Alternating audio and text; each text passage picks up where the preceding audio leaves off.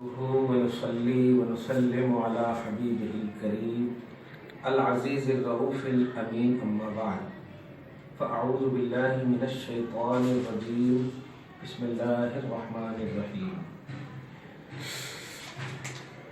إذا الشمس كورت صدق الله العظيم الصلاة والسلام عليك يا حبيبي يا سيدي يا رسول الله صلى الله تعالى عليه وسلم. سورہ تکویر، سورہ نبا، سورہ نازعات، سورہ عبس، تین سورہ پڑھتے ہیں. یہ چوتھا سورہ، یہ سورہ بھی مکیہ ہے. یہ سورہ بھی مکیہ ہے. اس سورہ کے بارے میں جامع ترمذی کے حدیث پاک بتاؤں. یہ سورہ اور اس کے بعد سورہ انفطار آ رہا ہے اور اس کے بعد انشقاق آ رہا ہے. یہ تین سورہ فرماتے ہیں جو کوئی یہ چاہے کہ میدان محشر کی ہولناکی سے بچے تو وہ اپنی زندگی میں یہ تینوں سورہ کی تلاوت کو کنٹینیو کرے. تین سورہ اذا الشمس کورت، 4 5 6 اذا الشمس، ہاں چوتھا، پانچواں، چھٹواں، تیسویں پارے ہر روز پڑھیں. کنٹینیو کرے. کنٹینیو کا مطلب یہ ہوتا ہے کنٹینیو کا ایک یہ بھی مطلب ہوتا ہے کہ جب آپ کو موقع اویلیبل ہو تو کریں. اس نیت سے لیکن پڑھیں اور ابھی سے نہیں شروع کیجیے. جب میں پورا ترجمہ کرا دیتا ہوں تب پڑھیے گا. تو چونکہ رسول اللہ جب کہتے ہیں نا کسی کو تو اس سے مراد وہی ہوتا ہے کہ اس میں چونکہ جو ڈیٹیل ہے وہ آپ کو پرفیکٹ کر دے گا. تو صرف تلاوت یہاں مراد نہیں ہوتی جب نبی کہتے ہیں. مراد یہ ہوتی کہ اس کے اندر کیا ہے وہ تمہارے دل میں بیٹھے گی کہ یہ کیا ہے. جیسے ابھی دیکھیے سورہ تکویر کا آغاز ہم کر رہے ہیں، خود سمجھ میں آئے گا واقعی ارے اس سورہ میں جب ایسی سی باتیں ہیں تو انسان پہلے ہی سے تیاری کرتا قیامت کی. اب غوث اعظم رضی اللہ تعالیٰ عنہ تفسیر الجلالی. صحیح یہ ہے کہ فیضان غوث اعظم ایک اس طرح بھی اپنے معاشرے کی بات کر رہا ہوں، اس طرح جاری ہو رہا کہ یہ بات جو ہم لوگ شروع کیے ہیں اس سے عبد القادر جیلانی رضی اللہ تعالیٰ عنہ کی جو ایک بیس تھی وہ بیس الحمدللہ امت کے سامنے جانے کی وجہ سے ابھی تو 16 پارٹس گئے ہیں. یہ 16 یعنی 16 نہیں تو امت میں ایک عمدہ میسج آیا، زبردست میسج دیکھا میں نے. ویوز تاثرات وہ بہت اچھا ہے. کیوں؟ اس لیے کہ اہل سنت والجماعت کے کسی بھی تنظیم کی طرف سے میں نے تفسیر الجلالی کا درس ابھی تو نہیں دیا، ابھی تک نہیں دیا.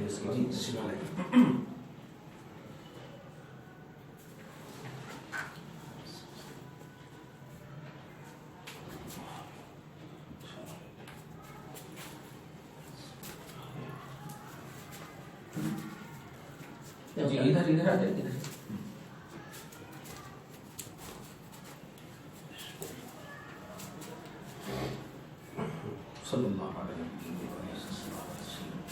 تو اس سے ایک اچھا تاثر ہے اپنوں میں بھی اور غیروں میں بھی. ایک غیروں میں بھوچال آیا کہ اب تک عبد القادر جیلانی کو صرف فاتحہ نظر نیاز گیارہویں اور یہ سب کے حوالے سے اہل سنت پر جملے کسے جاتے تھے. 11ویں مانتے، غوث پاک کو مانتے، کیا جی انہوں کیا کہتے اللہ کے ولی تھے بس ایک ہاں ایسے ہوں گے جو بھی بال کی طرح معاذ اللہ. اس طرح سے مطلب امت کا ایک طبقہ خصوصاً اہل حدیث وغیرہ اس طرح سے غوث اعظم کا انٹروڈکشن کراتے تھے. لیکن یہ تفسیر جو ہم نے شروع کیا پوری ورلڈ کی بات کر رہا ہوں، بڑا عمدہ اس میں مطلب یہ آیا تاثر آیا. اس کو امریکہ میں بھی ایک ربانی صاحب وغیرہ ہیں وہ لوگ سنتے ہیں، بلکہ انہوں نے ہی بھیجا ہے یہ کتاب جو ہے نا، انہوں نے ہی بھیجا ہے اور خواہش ظاہر کیے تھے سنی سینٹر میں بھیجے تھے کہ آپ اس کا درس دیجیے اور وہ یہاں پورا ہو. یہ در حقیقت آپ کی محنت ہے اور آپ سوچیں ہم لوگ بہت دن سے سوچ رہے تھے کہ اس کا درس کہنا یہ ہے غوث پاک کی علمی جو رفعت ہے اور فقہی جو رفعت ہے اور شرعی طور پر جو مقام ہے وہ اس سے سمجھ میں آتا. کیوں؟ حدیث کا درجہ جو ہے قرآن کے بعد ہے. قرآن فہمی قرآن فہمی رب کی بہت بڑی عطا کا نام ہے، قرآن سمجھنا بہت بڑی عطا. اسی لیے قرآن میں آیت نمبر 24 میں آپ دیکھیں یضل بہ کثیرا ویہدی بہ کثیرا، اسی قرآن سے اللہ پاک کثرت سے گمراہ کرتا ہے اور اسی قرآن سے کثرت سے ہدایت دیتا ہے. کون سے پارے میں اللہ؟ فرسٹ پارے میں سورہ بقرہ میں. تو اسی سے ہدایت بھی دیتا اور اسی سے گمراہ بھی کرتا. اب آپ بتائیے قرآن پاک تو آپ اب تک سنے ہیں کہ ان ھذا القرآن یہدی للتی ہی اقوم، بے شک یہ قرآن پورے کا پورا سیدھی راہ بتاتا ہے، یعنی ہدایت کے لیے. لیکن اسی قرآن کے ذریعے اللہ پاک ہدایت بھی دیتا، گمراہ بھی کرتا. مراد یہ ہے جو میں ہمیشہ درس میں بولتا ہوں اور بیانوں میں بھی بولتا ہوں، سنے ہوں گے جمعہ میں، کہ قرآن غلط نہیں ہے ہو سکتا، ٹرانسلیشن غلط ہو سکتا. تو قرآن کے ذریعے ہدایت ملتی اور قرآن کے ذریعے گمراہی ملتی. مطلب اگر نبی کی محبت میں پورا بیک گراؤنڈ جان کر کے رسول اللہ کے عشق میں اگر ترجمہ کریں گے تو ہدایت ملتی، بغاوت میں کریں گے تو ہدایت نہیں ملتی. اگر دیکھیں اسی قرآن کے ذریعے سے نبی کو زیر کرنے کے لیے کہتے ہیں علم غیب نہیں ہے، اسی قرآن کے ذریعے نبی کو کہتے ہیں کہ اختیار نہیں ہے، یعنی نہیں کا پہلو بھی اسی قرآن کے ذریعے سے بولا جا رہا ہے اور اسی قرآن کے ذریعے سے ہم لوگ ثابت کرتے ہیں کہ ہے، اور جہاں نہیں ہے اس کو بھی ہم مانتے. تو اہل سنت والجماعت کو یہ عزت حاصل ہے کہ وہ دونوں کو مانتے ہیں. جہاں نہیں ہے اس کا بھی پہلو مانتے ہیں، جہاں نہیں ہے جہاں ہے اس کا بھی پہلو مانتے ہیں. ایک دم فار ایگزامپل جیسے میں نے بتایا تھا سورہ جن کی آیت نمبر 26 دیکھیے، اس میں ہے کہ اللہ تعالیٰ کسی کو غیب نہیں دیتا، اور آیت نمبر 27 میں ہے کہ غیب دیتا ہے اپنے رسول کو. تو 26 میں ہے کہ نہیں دیتا اور 27 میں ہے کہ دیتا. اسی مطلب آیت نمبر 26-27 کا فرق ہے. تو ہمارا ایمان پہلی آیت پر بھی ہے اور سیکنڈ آیت پر بھی ہے. پہلی آیت پر یہ کہ پرسنل علم کسی کو نہیں دیتا، اور دوسرے میں یہ ہے کہ عطا کرتا، نوازش کرتا. یعنی رسول کا جو علم ہے وہ عطائی ہے اور اللہ کا جو علم ہے پرسنل. کتنا ایک دم زبردست ایکسپلین ہوا. تو اسی کے ذریعے گمراہ بھی ہو رہی ہے امت اور اسی کے ذریعے ہدایت بھی ہو رہی ہے. اگر آپ نبی کی محبت میں اور عشق میں اگر کریں گے تو انشاءاللہ ہدایت پر رہیں گے. یہ اہل سنت کا اعزاز ہے. اور ایک اور بات، اہل سنت کے جو عام لوگ جو ہے نا، عام لوگ نہیں ہیں اس کے بیس، یہ دھیان میں ہمیشہ میں کہتا ہوں. اس لیے اہل سنت والجماعت کے بیس یہ ہے عبد القادر جیلانی کی تفسیر دانی، غوث اعظم رضی اللہ تعالیٰ تفسیر دانی، امام بخاری، امام مسلم. ماشاءاللہ. اچھا ٹھیک ہے.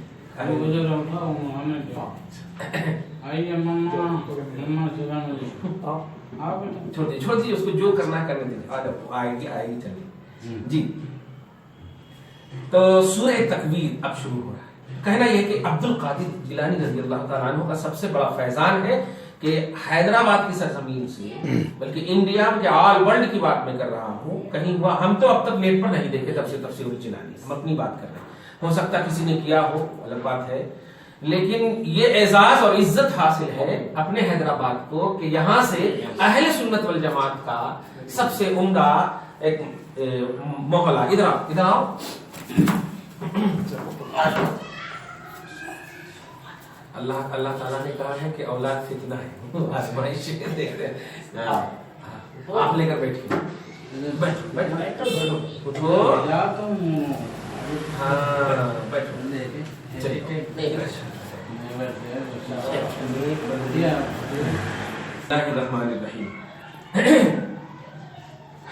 اب سورہ تکویر کی اب سنیے تفسیر. وہی ترجمہ کا جو انداز ہوتا ہے، جو اسلوب ہوتا ہے، جو طریقہ ہوتا ہے کہ بسم اللہ الرحمن الرحیم کا ہر سورہ کی مناسبت سے ویسے بات ترجمہ کرتے ہیں. جیسے اللہ کا ڈیفینیشن میں نے بتایا تھا کہ اللہ کا ڈیفینیشن یہ ہے. آج تم کو بٹھا ہی دیتے ہیں کوئی دنیا میں. چلیے جی.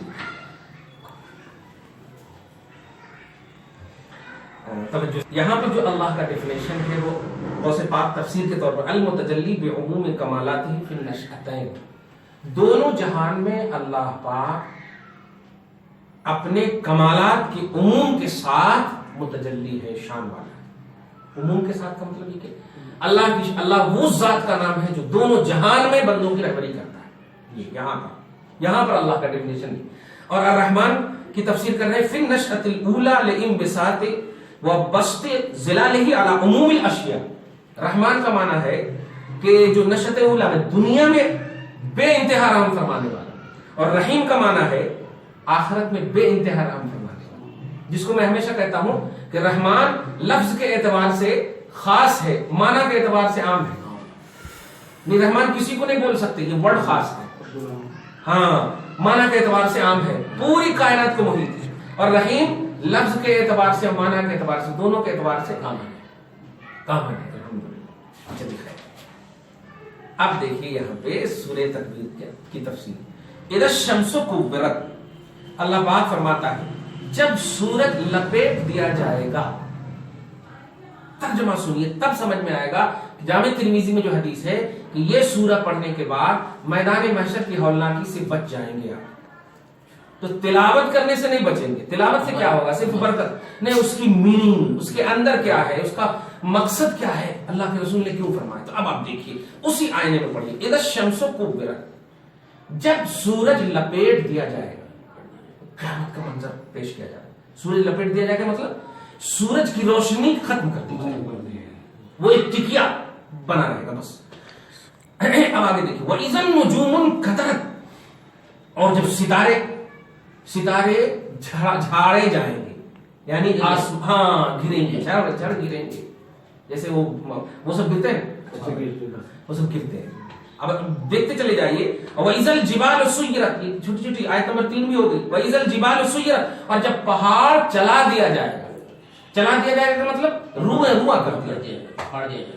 اب آپ مطلب خدا کی قدرت کو یہ کیجئے کہ سورج کیا کہہ رہا ہے اللہ، روشنی ختم کر دی جائے گی. ارے باپ رے باپ. اور ستارے توڑ دیے جائیں گے، پہاڑ رواں کر دیا جائے گا. وَإِذَا الْعِشَارُ، اشار بولتے ہیں 10 مہینے کی گابھن اٹھنی کو. گابھن اٹھنی، حمل والی اٹھنی، جس کو 10 مہینے کی. وہ فرمایا وَإِذَا الْعِشَارُ، اور جب گابھن 10 مہینے کی اٹھنی قریب الوضع، یعنی ایک دم جننے کے قریب ہو، اس کو اطلت چھوڑ دیا جائے گا، کوئی پرسانِ حال نہیں ہوگا. باپ رے باپ. وَإِذَا الْعِشَارُ اطلت. وَإِذَا الْوُحُوشُ حُشِرَتْ، اور جب یہ جو چرندے پرندے ہوتے ہیں، وحوش وحشی جو ہوتے ہیں، حشرت، یہ سب کو جمع کر لیا جائے گا. جس کو جمع کیا گیا تھا اس کو چھوڑوا دیا جائے گا، اور جو چھوڑے ہوئے تھے اس کو جمع کیا جائے گا، اکٹھا کیا جائے گا. درندے پرندے. توجہ دیجیے. آیت نمبر 5 ہو گیا. وَإِذَا الْبِحَارُ سُجِّرَتْ، اور جب سمندر کو آگ لگایا جائے گا. سمندر کو آگ لگایا جائے گا. علماء فرماتے ہیں، اب غوث پاک دیکھیں، اَيِ الْبِحَارُ الْحَاصِلَةُ مِنْ اعْتِبَارَاتِ الْوُجُودِ وَشُؤُونِهِ ظَاهِرًا وَبَاطِنًا غَيْبًا وَشَهَادَةً دُنْيَا وَعُقْبَى. مطلب یہ کہ یہ جو سمندر ہے اللہ پاک کی قدرت کا اندازہ. پانی میں آگ لگانا، یہ محاورہ سنے تھے اب تک، اور یہ آیت کریمہ سے ثابت ہے کہ ہاں اللہ ہے جو پانی میں بھی آگ لگا سکتا. مطلب یہ کہ وہ پانی میں آگ لگانا، یہ کہ مطلب سمندر کو سوکھ جائے گا، پانی ختم ہو جائے گا. آگ لگانے سے مراد ہے. وَإِذَا النُّفُوسُ زُوِّجَتْ، اور جب جانوں کو دو جوڑ کیا جائے. زُوِّجَتْ زوج، دو جوڑ کی جوڑ. اس کی تفسیر تو غوث پاک معرفت کے اعتبار سے کیے ہی ہے، لیکن اس کا جو مفہوم ہے توجہ دیجیے کہ نیک کو نیک کے ساتھ کر دیا جائے گا، بد کو بد کے ساتھ کر دیا جائے گا. یہ مراد ہے جب نفسوں کو جوڑ دیا جائے گا، مطلب نیکوں کو نیک اور بدوں کو بدوں کے ساتھ کر دیا جائے گا. کیونکہ اللہ پاک نے کہا تھا اے ایمان والو اللہ سے ڈرو اور سچوں کے ساتھ رہو. تو جب سچوں کے ساتھ رہیں گے آپ ہم، تو وہاں پر بھی سچوں کے ساتھ کر دیا جائے. چنانچہ قرآن پاک میں سورہ نور کی آیت نمبر 20 میں یا 19 میں آپ دیکھیں گے اللہ پاک نے وہاں فرمایا ہے الخبیثات للخبیثین والخبیثون للخبیثات. جو بدبخت ہوں گے مرد ہوں عورت کے ساتھ ہوں گے، جو بدبخت عورت ہوگی مرد بدبخت کے ساتھ ہوں گے. والطیبات للطیبین والطیبون للطیبات. اور جو پاکیزہ ہوں گے اللہ پاک ان کو پاکیزہ عورت ہوں گی تو مرد عطا کرے گا، پاکیزہ مرد ہوگا تو پاکیزہ عورت عطا. تو یہ دو جوڑ کا مفہوم یہ ہے، نیک کو نیک کے ساتھ اور بد کو بد کے ساتھ کر دیا گیا. آگے دیکھو وَإِذَا الْمَوْءُودَةُ، ہاں اس پر تھوڑی سی بات میں کروں گا. وَإِذَا الْمَوْءُودَةُ سُئِلَتْ، اور جب زندہ درگور، گور مانے قبر، زندہ قبر میں کی جانے والی عورتوں اور بچیوں سے، اولاد سے سئلت پوچھا جائے گا. بِأَيِّ ذَنبٍ قُتِلَتْ، آیت نمبر 6. بِأَيِّ ذَنبٍ قُتِلَتْ نہیں بلکہ آیت نمبر 9. کس گناہ کی بنیاد پر تم قتل کی گئی؟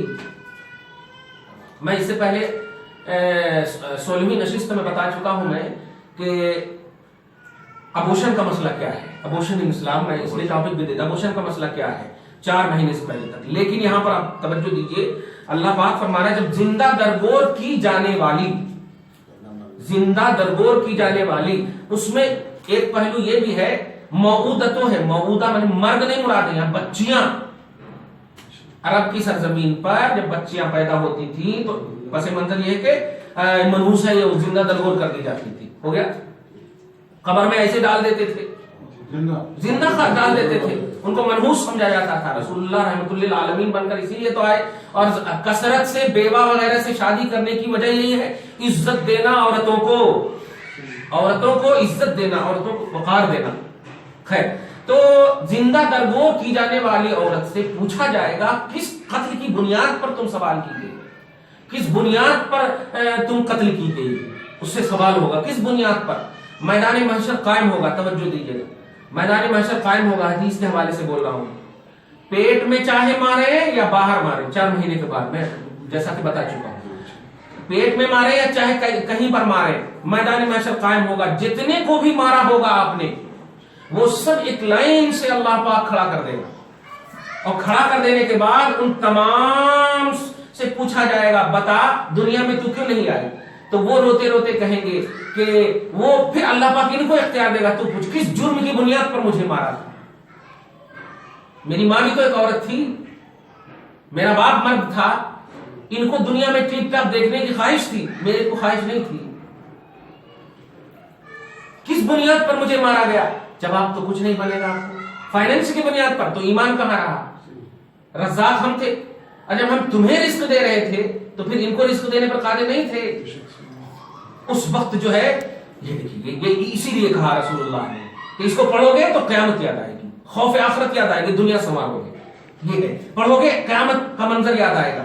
تو یہ سب جب پہلو آپ اس مطلب اس تفسیر میں اس سورہ میں دیکھ رہے ہیں تو اس کا ایک دم یقین کر لیں گے آپ کہ نہیں, واقعی ہماری دنیا سدھرنی چاہیے. اور دنیا سدھر گئی تو اللہ کے رسول نے فرمایا الدنیا مزرعۃ الآخرہ, دنیا آخرت کی کھیتی, دنیا آخرت کی کھیتی ہے. کما تدین و تدان, جو اس میں بوؤ گے وہی کاٹو گے, جو اس میں بوؤ گے وہی کاٹو گے. مطلب یہ کہ اس دنیا میں اگر ہم نے اپنی اولاد کے ساتھ صحیح سلوک کیے ہوں گے وہی ہم اچھا کاٹیں گے, اچھے سے گزارے ہوں گے, اچھا کاٹیں. تو یہاں وَإِذَا الْمَوْءُودَةُ سُئِلَتْ, اور زندہ درگور کی جانے والی بچیاں میدان محشر میں سوال کرے گی بِأَيِّ ذَنبٍ قُتِلَتْ, کس بنیاد پر میں قتل کی گئی, کس بنیاد پر مجھے قتل کیا گیا. سمجھ گیا؟ بہت سے پاک دیکھیے. یہاں پر ایک بات تو جنرلی جو مشہور ہے حدیث کے اعتبار سے, لیکن غوث کے پاک میں فرماتے ہیں وہ دیکھیے, اے ابکار المعانی والمعارف الالہیۃ المودعہ مدفونہ فی اراضی الطبائع والارکان مع اتصافها بالحیات الازلی الابدی سئلت من سکان تلک البقاع ومن تلک المخدرات الحسان. مراد یہ ہے کہ جن مردوں کو, جن عورتوں کو اللہ پاک نے معرفت دیا, ان معرفت الہی, اللہ کے احکام اور اللہ کے فرامین کو جو جانے اور جان کر جو عمل نہ کیے, نوٹ کیجئے, جان کر جو عمل نہ کیے, تو در حقیقت معرفت الہی کو انہوں نے قبر میں دفن کر دیا.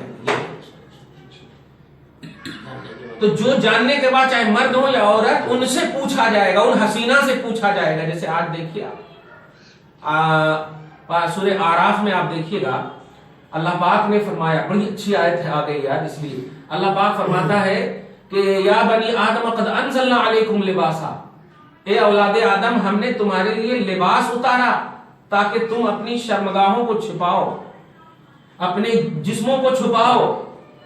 تو رب کہہ رہا ہے لباس ہم نے اس لیے اتارا تاکہ تم عزت کو چھپاؤ. لیکن آج ہماری بہو بیٹیوں کو دیکھیے, آج ہمارے معاشرے کو دیکھیے, رب نے اتارا لباس اس لیے تاکہ عزت چھپے, لیکن آج لباس اس لیے پہنا جا رہا ہے تاکہ اٹریکشن پیدا ہو. اسی لیے رسول اللہ نے فرمایا لعن اللہ المائلات والممیلات, کہ اللہ تعالیٰ ان عورتوں پر لعنت فرمائے جو خود بھی اٹریکشن پیدا کرتی ہوں اور خود بھی مائل ہوتی ہوں دوسروں کی طرف لباس کی بنیاد پر. آج دیکھیے کیا ہو رہا ہے, چڈیوں پر کھیل رہی ہیں بچیاں ہماری, کھیل رہی ہیں, نام ہے مسلمان کا, تو رسول اللہ صلی اللہ علیہ وسلم غوث پاک فرماتے ہیں کہ زندہ درگور کی زندہ درگور کی جانے والی عورت سے مراد یہ بھی ہے کہ احکام الہیہ کو قبر میں دفن کر دینا. احکام الہیہ کو قبر میں، یہ غوث اعظم کی تفسیر ہے، احکام الہیہ کو قبر میں دفن کر دینا مطلب نماز کے وقت نماز نہیں پڑھنا، حج کے وقت حج نہیں کرنا، اللہ کے احکام کو نہیں ماننا، رسول اللہ پاک کی تعظیم نہیں کرنا، ان کے خلاف جانا، جو اللہ نے جو کہے ہیں جیسے اولیاء اللہ.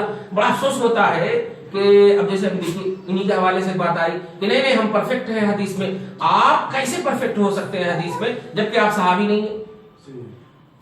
بھائی میرا شاگرد میرے حوالے سے زیادہ جانتا ہوگا نا، میرا شاگرد میرے حوالے سے زیادہ جانتا ہوگا. آپ میں مجھ کو جان رہے ہیں زیادہ، آپ پڑھ رہے ہیں، آپ دیکھ رہے ہیں.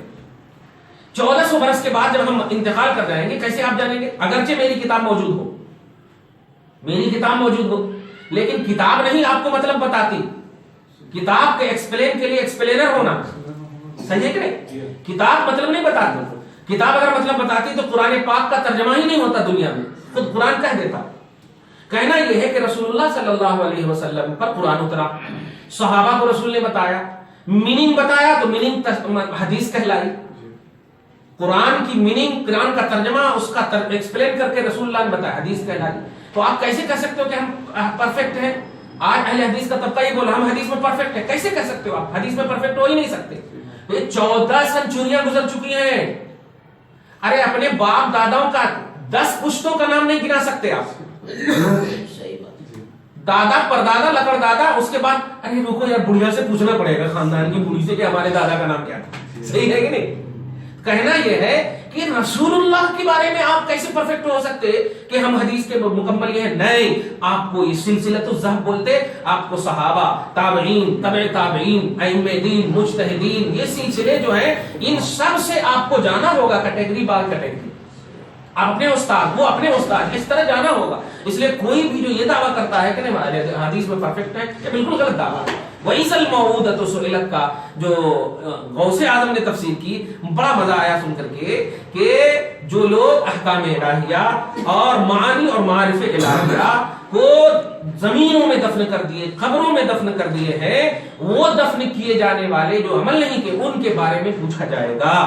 ایک تو یہ غوث پاک کی مفہوم تفسیر جیلانی کا درس ہونے کی بنیاد پر ایسا، لیکن جنرلی مفہوم یہ ہے کہ ہاں جو ابوشن کرائے ہیں اور صرف فائنینس کو دیکھتے ہوئے ارے کیا ہوگا، ان کی خوبصورتی چلی جائے گی، ارے 2 بچے کافی ہے نا بس، ورنہ پھر خوبصورتی چلی جائے گی، ایسا ہو جائے گا، وقت سے پہلے بوڑھے ہو جائیں گے. خبردار، اللہ پاک ہی پیدا فرمانے والا ہے، خوبصورتی دینے والا ہے. کب تمہارا پیٹ خراب کر دے اور زندگی میں خرابی رہو. اس لیے اللہ پر ایمان، اس کی رزاقیت پر بھی ایمان، اس کی خالقیت پر بھی ایمان، اس کی تمام عطائیت پر بھی ایمان، ہر چیز پر ایمان ہونا چاہیے. اگر آپ نے صرف اس لیے ابورشن کرایا یا اس لیے نسبندی کرایا جس کے کہ اللہ تبارک و تعالیٰ ہماری بیوی کو خوبصورت رکھے گا، ہاں اور ہمیں بچہ ہوگا تو ہم پریشان ہو جائیں گے، ٹینشن ہو جائیں گے، لوگ کیا کہیں، تو خبردار، یہ گویا ایمان ہی نہیں، اسی کی طرف اشارہ ہے. کہنا یہ ہے، آگے دیکھیے وَإِذَا الصُّحُفُ، آیت نمبر 10 وَإِذَا الصُّحُفُ نُشِرَتْ، اور جب اعمال کھول دیے جائیں گے، سبحان اللہ، صحیفے کھول دیے جائیں گے، مطلب اعمال نشرت کھول دیے ڈیٹیل کے ساتھ. یہاں تو ہم کو بولنا پڑتا ہے ایڈوکیٹ صاحب وہ فائل جو میں نے دیا تھا، بولنا پڑتا کہ ہمارا کھولیے بایو ڈاٹا کیا ہم نے دیا، لیکن وہاں بولنے سے پہلے ہی پورے ایک دم ڈیٹیل آف لائف، جو آپ کی زندگی کا ڈیٹیل ہے وہ کھول دیا جائے، اور وہ خود ایک ایک کر کے آپ مطلب یہ کہ کچھ نہیں بول سکتے، وہاں پر کچھ نہیں بول سکتے. اچھا کیے ہوں گے تو اچھا ملے گا، اب برا کیے ہوں گے تو برا ملے گا. تو وَإِذَا الصُّحُفُ نُشِرَتْ وَإِذَا السَّمَاءُ كُشِطَتْ، اور جب آسمان لپیٹ دیا جائے، قریب کر دیا جائے گا، مطلب لپیٹ دیا جائے گا. لپیٹنے کی تفسیر بتاؤں آپ کو، بکریاں چل رہی ہوں گی نا تو کباب بن جائیں گی، اتنا قریب کر دیا جائے گا.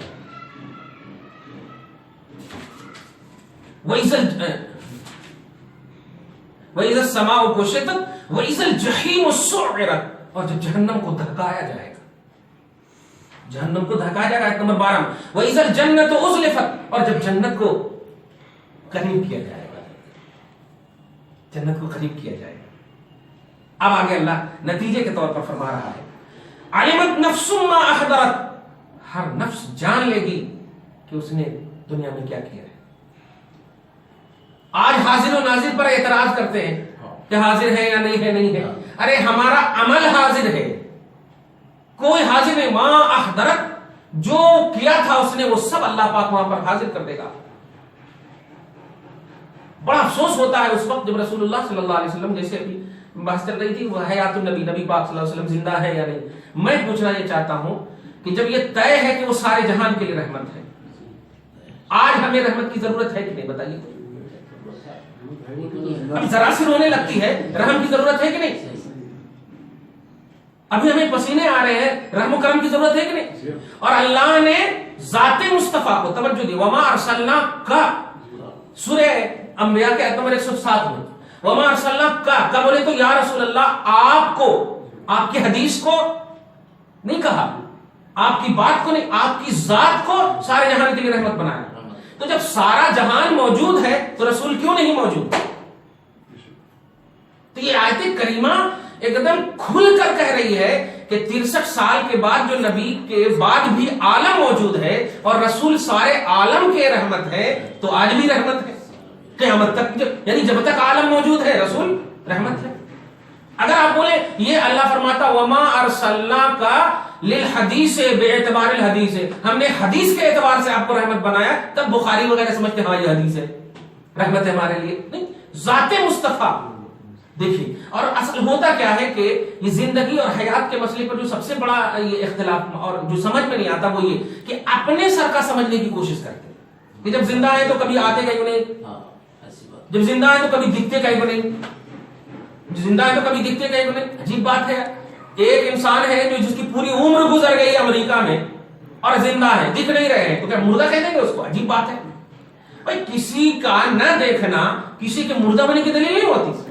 تم جاؤ علی اللہ کی بارگاہ میں، تم جاؤ محبان الہی کی بارگاہ میں، تم کرو ایسا فاقہ کشی، نبی ایک دم دکھ جائیں گے، صحیح ہے کہ نہیں؟ تو اسی آنکھ پیدا کرو۔ تو کہنے یہ اپنے عقل سے نبی کو نہیں سمجھنا چاہیے، کیونکہ نبی کی ذات بھی معجزہ ہے اور نبی کی بات بھی معجزہ ہے۔ قرآن پاک معجزہ ہے نا، رسول پاک کی ذات بھی معجزہ ہے۔ سورہ مائدہ کے آیت نمبر 174 میں یا ایھا الناس قد جاءکم برہان، برہان بولتے دلیل کو، معجزہ کو، یہ لوگوں ہم نے رسول کو سراپا دلیل معجزہ بنا کر بھیجا۔ توجہ یہ دیجئے، میں یہ کہنا چاہ رہا ہوں کبھی بھی حیات النبی پر بحث ہو یا حیات النبی کے مسئلے پر ایکسپلین کا مسئلہ آئے تو آپ وہاں پر واضح کیجئے کہ دیکھو سب سے پہلے عقیدہ اپنا اہل سنت کا یہ ہے کہ رسول اللہ زندہ ہے اللہ کے زندہ کرنے سے، پہلا عقیدہ۔ ایسے ہی جیسے کہ حضرت عیسیٰ کو موت نہیں آئی، اب بھی زندہ ہے، ہزاروں برس، قرآن کہہ رہا بل رفعہ اللہ الیہ، چوتھے آسمان پر۔ حضرت ادریس کو موت نہیں آئی، الیاس کو موت نہیں آئی، خضر کو موت نہیں آئی، 4 انبیاء، 2 اوپر 2 نیچے، سمجھ رہے نا؟ تو یہ زندہ ہے، یہ نبی سارے نبی مصطفیٰ کے غلام ہیں، وہ تو نبیوں کے نبی ہیں، تو کیسے وہ اچھا ہمارا عقیدہ یہ نہیں ہے کہ عیسیٰ کی طرح زندہ، ہمارا عقیدہ یہ ہے کہ نبی کو موت آئی پھر اللہ نے آپ کو زندگی دی۔ تو جس طرح عیسیٰ نہیں دکھ رہے ہیں لیکن زندہ، سمجھ رہے نا، ادریس نہیں دکھ رہے ہیں لیکن زندہ، تو ایسے ہی اتنا واضح عقیدہ ہمارا کہ نبی کو موت آئی لیکن پھر زندہ ہے، تو کہیں کو نہیں مان رہے، جبکہ آپ عیسیٰ کا کلمہ نہیں پڑھتے، لا الہ الا اللہ عیسیٰ اللہ نہیں پڑھتے، ایمان لائے گا ضرور، کلمہ نہیں پڑھتے، آپ اپنے نبی کے بارے میں ایسا کیسے سوچ سکتے ہیں؟ یہ تو انکمپلیٹ پہلو ہوگا نا کہ ایک ایسا نبی ہے جس کو ریگولر اللہ تعالیٰ ابھی تک موت نہیں دیا ہے، اور میرے نبی صلی اللہ علیہ وسلم کو موت دے دیا اور کچھ بھی اب تعلق نہیں، تو اس کا مطلب تو عیسیٰ ہی صحیح ہے، ادریس ہی صحیح ہے۔ اس لیے حیات النبی کا جو عقیدہ اہل سنت کا وہ یہ ہے کہ اللہ نے کل نفس ذائقۃ الموت کے تحت آپ کو بھی ایک آن کے لیے موت عطا فرمائی، اور چونکہ ان اللہ علی کل شیء قدیر، بے شک اللہ ہر چیز پر قادر ہے، جیسے کہ ابھی پارہ نمبر 3 حضرت عزیر کا واقعہ بتایا تھا میں نے کہ 100 برس تک اللہ نے ان کو موت دی، پھر اٹھایا، پھر زندہ کیا۔ حضرت عزیر علیہ السلام کو بتایا تھا، عزیر علیہ السلام کو پھر زندہ کیا اور کہا کہ کتنا دن تک رہے، تو فجر سے لے کر کے عصر تک اتنے تک، جبکہ اللہ نے کیا کہا بل لبثت مئۃ عام، 100 برس رہے۔ تو اس کا مطلب موت دینے کے بعد بھی اللہ تعالیٰ نبی کو زندہ کیا۔ تو پھر یہ محمد صلی اللہ علیہ وسلم کے بارے میں جو اہل سنت عقیدہ رکھتی ہے کہ انتقال کے بعد اللہ نے محمد صلی اللہ علیہ وسلم کو زندگی عطا فرمائی ہے، آپ اعتراض کیوں کر رہے ہیں اس پہ؟ اعتراض ہے ہاں، اگر سمجھ میں نہیں آ رہا تو آپ کو سمجھنے کون کہہ رہا ہے؟ آپ کو تو عقیدہ رکھنے کہا جا رہا ہے، سمجھنے کون کہہ رہا ہے؟ समझ रहे हैं? कुछ चीजें मानने की होती है, कुछ चीजें समझने की होती है। हम अपने मामू को बाप का साला नहीं कहेंगे, सही है कि नहीं? मामू कहेंगे, बाप का साला कहेंगे तो बेअदब कहलाए। ये समझने की चीज है, ये मानने की चीज है, समझ रहे ना? कहना यही है कि जो भी तबका हयातुन नबी पर एतराज करे, अगर वो जिंदा है तो फिर कह को नहीं आते, नहीं, ये तो अकल ला रहे हो, इसमें अकल नहीं लाओ। अकीदा ये है अहले सुन्नत वल जमात का कि नबी जिंदा है बादे मौत, बादे मौत जिंदा है, और इसलिए जिंदा है कि आलम मौजूद है और जाते मोहम्मद को सारे आलम के लिए रहमत बनाकर भेजा है। तो आज अगर हमें रहमत की जरूरत, बल्कि अगर एक जुमला कहूं मोहब्बत से समझ जाइएगा, सहाबा को तो वाकई रहमत की इतनी जरूरत नहीं थी, क्योंकि वो तो गारंटेड थे, सही है। अगर 63 साल की उम्र को ले ले तो सहाबा को तो इतनी रहमत करम की जरूरत ही नहीं थी, गारंटेड थे, रदियल्लाहु अन्हुम व रदू अन्हु। आज हम ही से ज्यादा रसूल की जरूरत है, क्योंकि हम करप्टेड हैं, हम गुनहगार हैं। हम सहाबा की तरह अमल नहीं, क्योंकि उनका एक मुश्त राह खुदा में हम पहाड़ के बराबर भी सोना खर्च करते तो बराबर नहीं हो सकते। फिर भी तुम 63 साल ही में महदूद कर रहे हो, जिनको जरूरत नहीं उनको जबरदस्ती कह रहे हो आप, और हमें जरूरत है तुम हमसे इनकार करवा रहे हो। इसलिए खुलासा ये है, हयातुन नबी का कभी कोई एतराज करे तो इस पर जरूर आप ये बात ध्यान में रखिएगा कि नबी सल्लल्लाहु अलैहि वसल्लम अहले सुन्नत का अकीदा ये है कि इंतकाल फरमाए, आपको मौत आई, कुल्लु नफ्सिन ज़ाइक़तुल मौत के तहत, मखलूक के तहत, फिर अल्लाह ने मौत के बाद जिंदगी अता फरमाई, वमा अरसलनाका इल्ला रहमतल लिल आलमीन, इसलिए कि आप सारे जहान के लिए जात के एतबार से रहमत हैं। तो अगर आपकी जात अगर आज मौजूद ना हो और आलम मौजूद हो तो मालूम होगा कि आलम बगैर मुस्तफा की रहमत के मौजूद है, जबकि कुरान कहता है नहीं, जहां जहां आलम है वहां वहां आपकी रहमत की जरूरत है।